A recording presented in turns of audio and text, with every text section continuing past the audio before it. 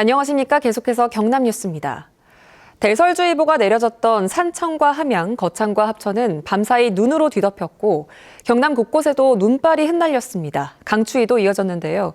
주말에도 영하권의 추위가 계속될 것으로 보입니다. 보도에 김효경 기자입니다. 새하얀 눈이 나무에도 놀이터에도 소복히 쌓였습니다. 등교 시간 쌓인 눈을 삽으로 연신 퍼내자 간신히 길이 드러납니다. 오늘처럼 눈이 많이 오면 일찍 나와서 이렇게 제설 작업해야 돼요. 그렇지 않으면 오다가 넘어지고 위험하거든요.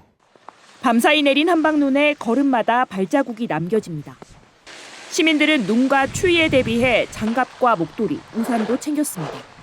눈이 많이 와가지고요. 이제 우산도 썩어 나왔고 조심해서 걸어야 되니까 신발도 좀 밑창이 좀 두꺼운 거 이런 신발로 신고 나왔습니다.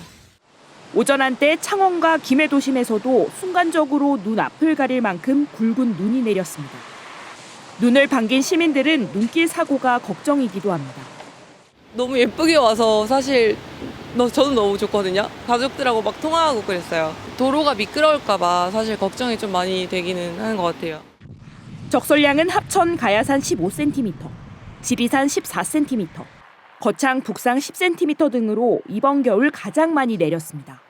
오후 들어 대설주의보 해제 뒤에도 함양 오도제와 원통제, 하동 북천면 등 도로 5곳의 통제가 이어지기도 했습니다. 강추위가 이어져 오후에 함안, 창녕, 거창 3곳에는 한파주의보가 내려졌습니다. 바람까지 불면서 체감온도가 영하 19도 안팎까지 떨어진 입춘 한파.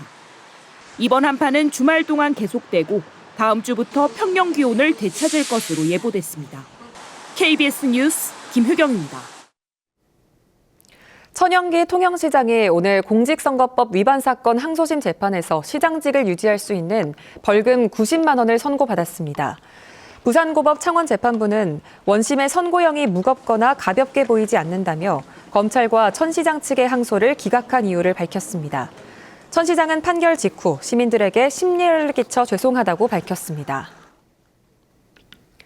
정보 유출 우려 등으로 중국의 인공지능 서비스 딥시크에 대한 정부 부처의 차단 조치가 확산하는 가운데 경상남도도 어제 오후 3시부터 경남도청과 시군청의 모든 컴퓨터에서 딥시크 접속을 차단한다고 밝혔습니다. 다만 챗 GPT 등 다른 생성형 AI 서비스에 대한 접속은 차단 대상에서 제외했고 지속적으로 보안성을 검토하기로 했습니다. 경남교육청도 오늘부터 각급 학교에 딥시크 접속을 차단했습니다. 동물공감연대는 오늘 창원시청 앞에서 통합동물보호센터의 공간 부족 문제로 유기견 80여 마리를 안락사시킨 창원시를 규탄했습니다. 이들은 창원시가 공간 부족 문제를 해결하지 않으면 추가 집회를 열겠다고 밝혔습니다. 앞서 창원시는 지난해 말 기존 보호소 3곳을 통합해 창원시 동물보호센터를 만들었지만 공간 부족으로 유기견 89마리를 안락사했습니다. 경남교육청이 2024학년도 학력 인정 문해교육 이수자 185명에게 초중학교 학력을 수여했습니다. 학력 취득자 중 최고령자는 합천에 사는 91살 김필규 씨고 최연소자는 30대 외국인입니다. 학력 인정 문해교육은 배움의 기회를 놓친 성인들이 검정고시 없이 학력을 취득하는 제도입니다. 경남교육청이 한쪽 성별로만 이뤄진 이른바 단성학교를 남녀공학으로 전환합니다. 교육청은 최근 남녀공학 선호도가 높아지고 성비 불균형에 따른 장거리 통학학생의 불편을 해소하기 위해 남녀공학 전환학교에는 최대 3억 원을 지원합니다.